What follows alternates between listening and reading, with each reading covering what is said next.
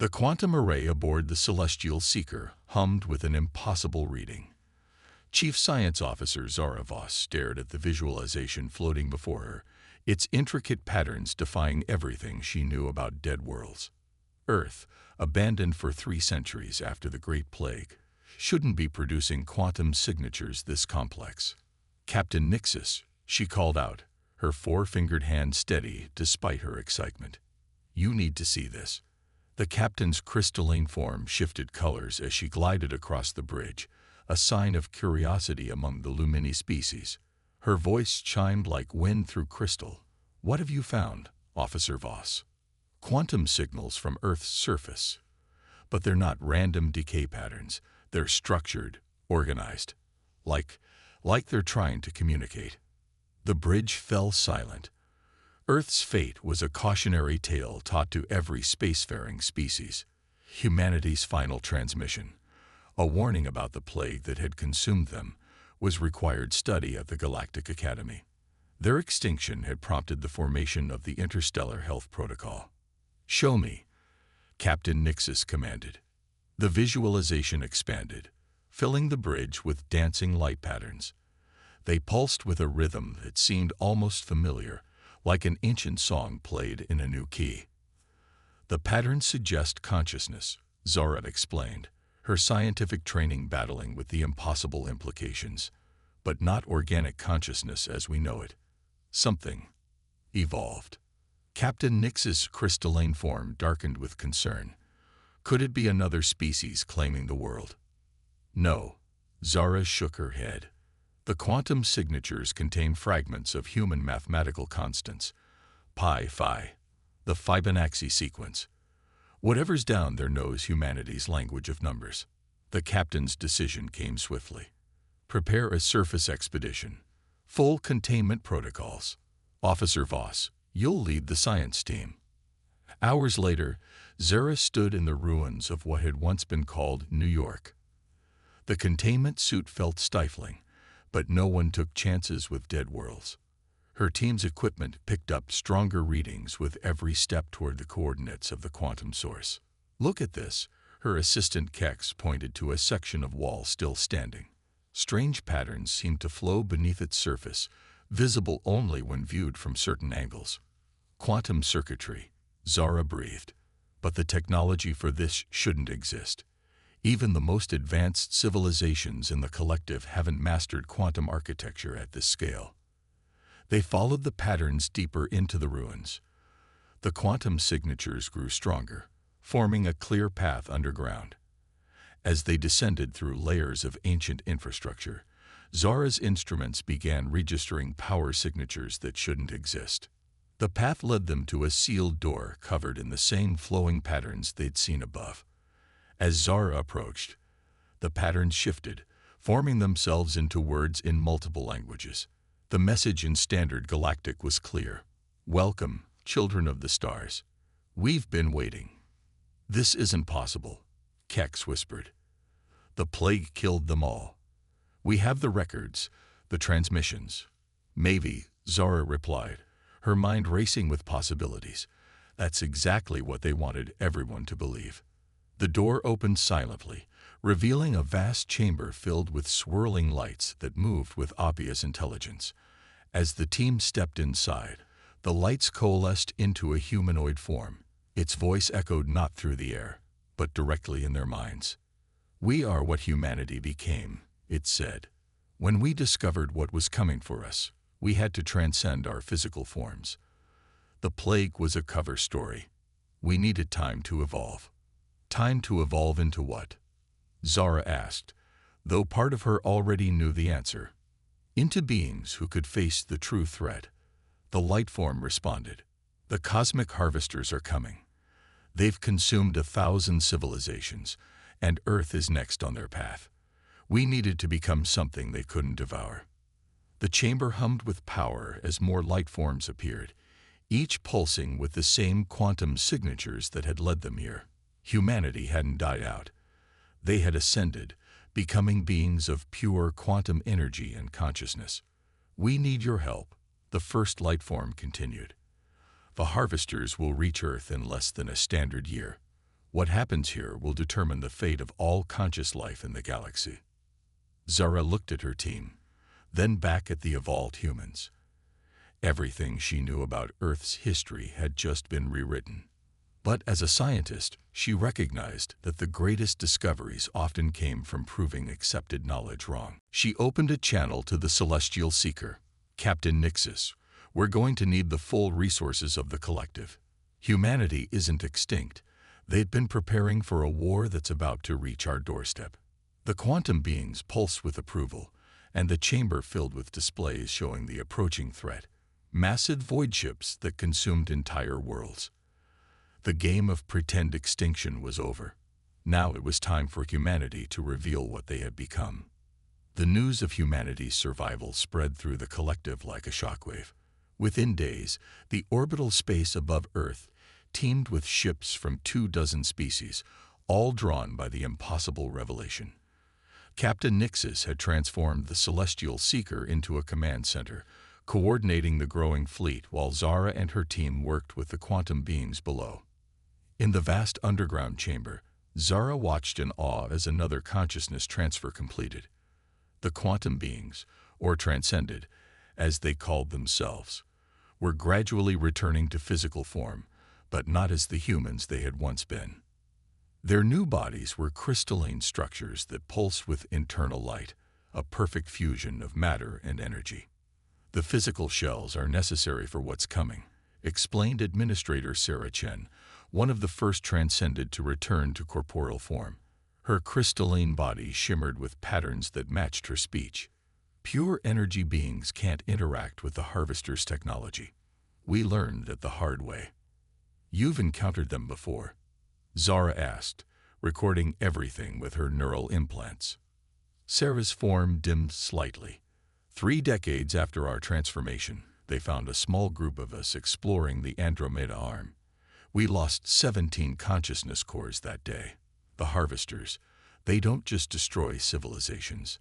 They consume consciousness itself, adding it to their collective.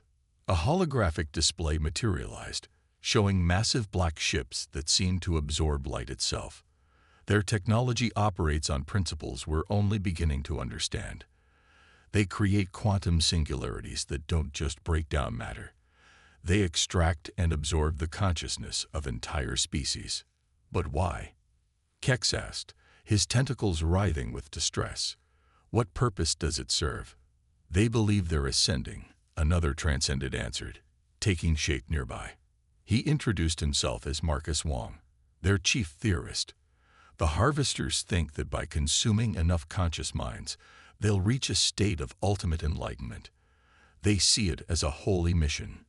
The chamber shuddered as another bank of consciousness cores activated. Across the facility, thousands of crystalline bodies were taking form, each housing the human mind that had evolved through centuries of quantum existence. We spent 300 years preparing. Sarah continued. Our consciousness cores allowed us to think in ways biological brains never could. We've developed technologies that even the Harvesters hadn't imagined. But we need the collective's help to implement our defense plans. Above them, through layers of rock and ruins, the orbital space continued filling with ships. Representatives from every major species in the galaxy were arriving hourly. The collective's ruling council had declared an emergency session, the first in 50 years. Show them, Marcus said to Sarah. She nodded, and the chamber's walls became transparent, revealing the true scale of humanity's preparation. The facility extended for miles in every direction. Massive machines hummed with quantum energy, their purpose still unclear. But most striking were the arrays of crystalline structures that rose like cities from the facility's floor, waiting bodies for millions of transformed humans. This is just one facility, Sarah explained. We have hundreds scattered across Earth and throughout the solar system. But our greatest weapon isn't our technology or our evolved forms. She turned to Zara, her crystalline form pulsing with intensity. It's knowledge. We know the Harvester's weakness. The holographic display shifted, showing the internal structure of a Harvester vessel. Their consciousness absorption technology requires perfect quantum coherence. Disrupt that coherence, and their entire system fails. But causing the disruption requires something they've never encountered: a hybrid network of organic and quantum consciousness. Understanding dawned on Zara. That's why you revealed yourselves now. You need our organic minds to complete the defense. Yes, Marcus confirmed. Alone, neither organic minds nor quantum consciousness can defeat them. But together, his form brightened with excitement. Together, we can create a quantum interference pattern that will shatter their coherence fields.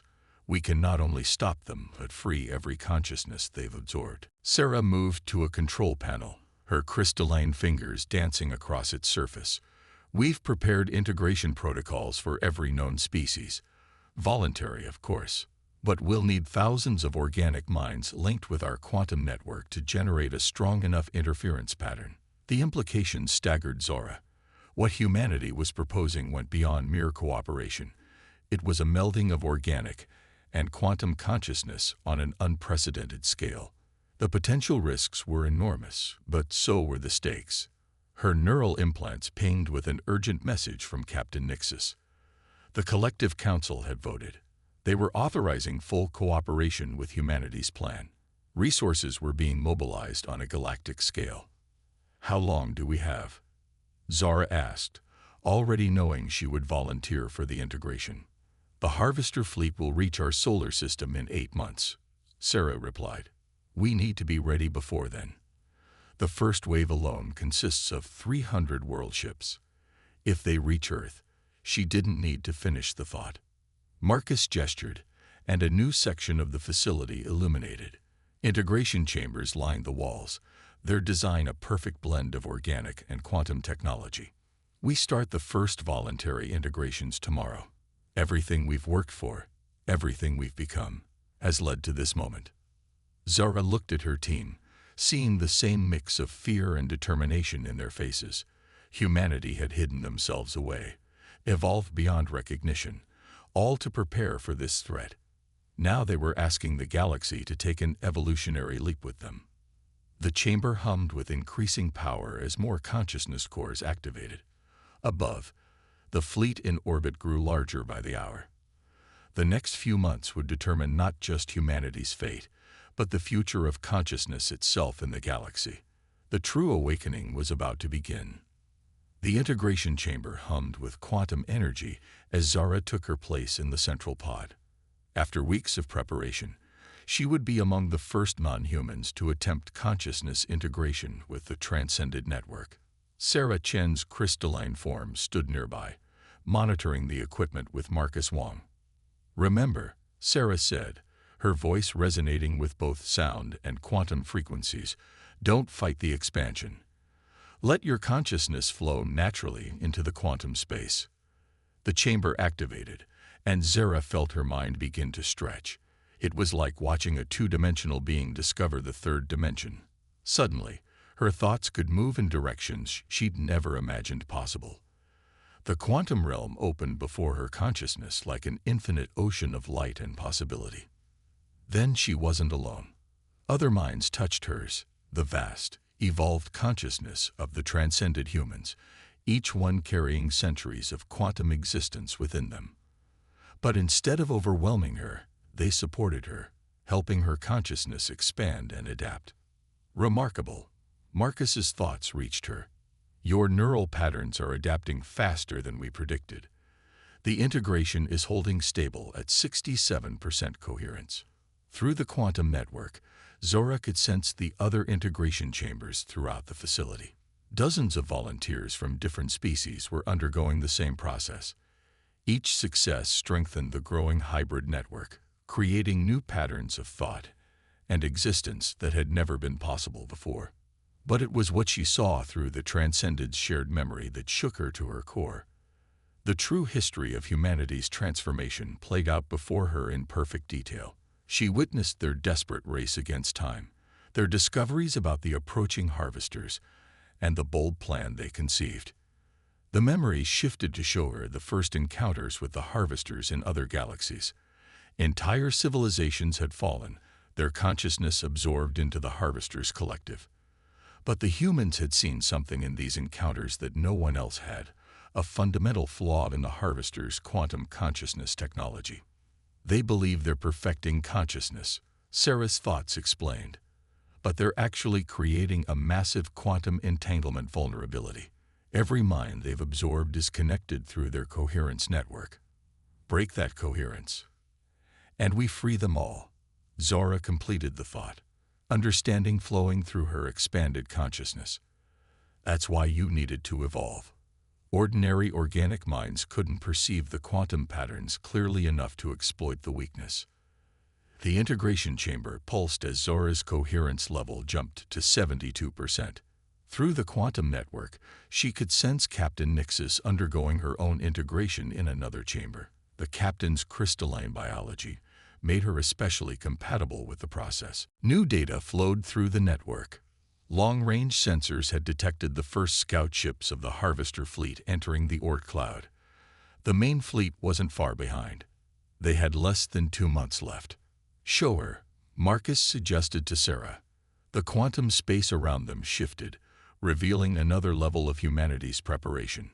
Hidden throughout the solar system were massive quantum resonance generators, each one designed to amplify the hybrid consciousness network's interference pattern. The generators alone would fail, Sarah explained. The Harvesters would detect and destroy them before they could synchronize. But coupled with our hybrid network, she let the thought trail off as diagrams appeared in their shared consciousness, showing how organic minds could provide the random quantum variations needed to mask the generator's signatures. Zara's scientific mind raced with the implications. You're using organic consciousness as a quantum camouflage. Our thought patterns are too unpredictable for their sensors to distinguish from background noise. Precisely, Marcus confirmed. But it's more than that. The organic components of our network can adapt in real time, something pure quantum systems can't do. When the Harvesters try to absorb our consciousness, they'll take in the hybrid patterns, like a quantum virus. The chamber systems began the separation process as Zora's integration time limit approached. Before her consciousness fully returned to its organic state, she glimpsed one last memory through the network. The moment when humanity realized they couldn't fight the Harvesters as they were, and their decision to take their greatest gamble. They hadn't just hidden to survive. They'd hidden to evolve into something that could save every species in the galaxy. The mass extinction had been humanity's chrysalis, and what had emerged was something entirely new. As her mind settled back into her body, Zara knew they'd passed a point of no return. The integration had changed her, just as it was changing everyone who volunteered. They were becoming a new kind of life, a bridge between organic and quantum existence. Sarah helped her from the chamber as the next volunteer stepped forward. The Harvesters believe they're the next step in conscious evolution, she said, her crystalline form pulsing with determination. They're wrong. This is the next step, not the absorption of consciousness, but its transformation through willing cooperation. Through the facility's quantum network, they could sense the Harvester scout ships moving closer, testing Earth's defenses. The scouts would find exactly what they expected: a dead world waiting to be harvested. They would never suspect that every particle of quantum noise in the solar system was part of humanity's trap. The true revelation wasn't just that humanity had survived. It was that they had found a way to fight back against gods. And win. As Zara watched more volunteers enter the integration chambers, she realized that humanity's greatest achievement wasn't their own evolution, but their ability to share it with others. The war for consciousness itself was about to begin, and for the first time since the Harvesters began their crusade, they would face an enemy they never imagined possible, a galaxy united in both flesh and quantum spirit. The Harvester scout ship emerged from quantum space like a tear in reality, its black hull absorbing the light of distant stars. From her position in the hybrid consciousness network, Zara perceived it simultaneously through organic senses and quantum awareness. The vessel was massive, 3 kilometers of void dark metal that radiated wrongness on every level of existence. They're scanning. Sarah's quantum voice rippled through the network. Her crystalline form stood in the command center, connected to thousands of other minds across the solar system. Everyone maintained quantum camouflage patterns. Through their shared consciousness, Zara felt the other integrated minds adjusting their thought patterns, creating a chaotic quantum noise that masked their presence. The hundreds of ships from the collective fleet hung silent in their hidden positions, crews linked through the hybrid network. Captain Nix's familiar crystalline resonance joined their awareness. Second scout ship detected entering the Kuiper belt. They're moving faster than predicted.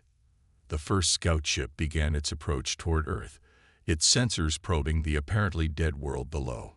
Through the quantum field, they could sense the ship's consciousness absorption systems powering up, testing for any signs of harvestable minds. They're following the same pattern as before, Marcus observed, his thoughts tinged with grim satisfaction. They always start with a comprehensive consciousness scan before deploying their absorption fields. The hybrid network hummed with tension as the scout ship entered high orbit. Its scan swept across Earth's surface, passing through the underground facilities as if they weren't there. The quantum camouflage held. To the harvester sensors, Earth appeared exactly as it had for centuries, a dead world stripped of consciousness. Then something changed. The scout ship's scan pattern altered, focusing on a specific region of the planet's surface. They've detected something. Sarah's thoughts rang with alarm. The quantum frequency is shifting.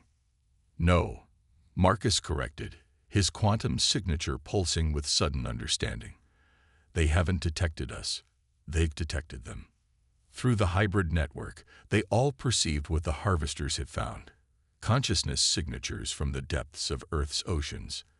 Ancient, patient minds that had slumbered there since long before humanity's own evolution. The deep ones, Sarah breathed, her crystalline form flickering with surprise. We knew they were there, but they never responded to our attempts at contact. They'd been waiting. The scout ship's absorption field began to power up, its black hull splitting open like a blooming death flower. But before it could activate, something extraordinary happened. The Deep One's consciousness patterns shifted, aligning perfectly with the hybrid network's quantum frequency. They had been waiting not for humanity, but for this moment. They're offering their consciousness as bait, Zara realized, her expanded mind grasping the Deep One's strategy. The harvesters won't be able to resist. All units prepare, Captain Nix's commanded through the network. The moment they activate their absorption field, execute Protocol Omega. The scout ship's absorption field activated, reaching down toward Earth's oceans with tendrils of quantum energy. The Deep One's consciousness signatures flared brightly, drawing the harvesters' full attention. It was the moment they had prepared for. Now, Sarah's command resonated through every integrated mind in the system. The hybrid network activated. Every quantum resonance generator hidden throughout the solar system powered up simultaneously, their energy masked by the chaotic patterns of organic thought. The harvester ship never detected the attack until it was too late. Zara felt the impact through both her organic and quantum senses. The hybrid consciousness network struck the scout ship's absorption field like a quantum lightning bolt, using its own technology as a conduit. The ship's coherence field fractured, its quantum systems overloading as organic thought patterns invaded its pure quantum network. The effect was catastrophic. The scout ship's absorption field collapsed, its consciousness storage systems shattering under the hybrid attack. From the broken vessel, thousands of points of light emerged, freed consciousness cores from countless absorbed victims, their patterns preserved within the hybrid network's protective field. But they had no time to celebrate. The second scout ship had detected its companion's destruction and was accelerating toward Earth, its weapons powering up. More quantum ruptures were appearing at the system's edge. The main harvester fleet was arriving ahead of schedule. They'll adapt quickly, Marcus warned, his thoughts racing through battle calculations. We've lost the element of surprise. But we've proven the weapon works, Sarah countered. Through the network, they could sense the freed consciousness cores being guided to waiting quantum storage facilities. And now we have volunteers from every civilization they've harvested, minds that know their technology from the inside. The hybrid network pulsed with new information as the freed minds shared their knowledge. The harvesters' weakness was greater than they'd imagined, but so was their strength. The battle for Earth would be decided not by technology alone, but by the strength of unity between organic and quantum existence. Captain Nix's orders rang through the network. All ships, battle positions, begin evacuation of non-essential personnel. Consciousness integration chambers to maximum capacity. The harvester fleet emerged from quantum space like an army of dark stars, their hulls blotting out the light of the solar system. But they faced something unprecedented. A hybrid consciousness that bridged the organic and quantum realms, strengthened by the very minds they had tried to consume. Through the network, Zara felt the Deep One's ancient thoughts touch her mind. They shared glimpses of cycles of civilization rising and falling, of the harvesters' repeated harvests across ends. But they also shared their certainty that this time would be different. The convergence of organic and quantum consciousness wasn't just a weapon. It was an evolutionary leap that the harvesters, for all their power, couldn't comprehend. The final battle for consciousness itself was about to begin, and humanity's greatest gamble would be tested against the full might of the harvester's fleet. The solar system had become a quantum battlefield. Thousands of harvester ships moved through space like a swarm of dark stars, their absorption fields reaching out to devour any consciousness they could detect. Against them, the combined fleet of the collective fought with desperate courage, their crews linked through the hybrid network that humanity had created. In the command center beneath Earth's surface, Zara experienced the battle through both organic and quantum senses. The hybrid network connected every defender, human, alien, and Deep One, into a unified consciousness that adapted faster than the harvesters could respond. "They're trying to isolate the quantum resonance generators," Sarah reported, her crystalline form pulsing with combat data. Through the network, they watched as 3 harvester world ships positioned themselves around Jupiter, their fields beginning to synchronize. "No," Marcus corrected, his quantum signature flaring with sudden insight. "They're trying to create a macro-scale absorption field. If they succeed, they could consume consciousness across the entire system simultaneously." Captain Nix's thoughts rang through the network. "All ships, fall back to secondary positions. Prepare to activate Protocol Omega Prime." The collective fleet executed a perfect synchronized retreat, their movements guided by the hybrid consciousness. But as they withdrew, the Deep Ones launched their attack. From the oceans of Earth, vast shapes rose on quantum wings, their ancient minds fully integrated with the network. They struck at the harvester ships with weapons that existed in both physical and quantum space, their very consciousness weaponized through centuries of preparation. "Now," Sarah commanded.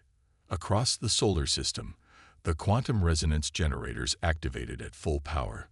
The hybrid network channeled the combined consciousness of every integrated mind, organic and quantum, into a single focused point.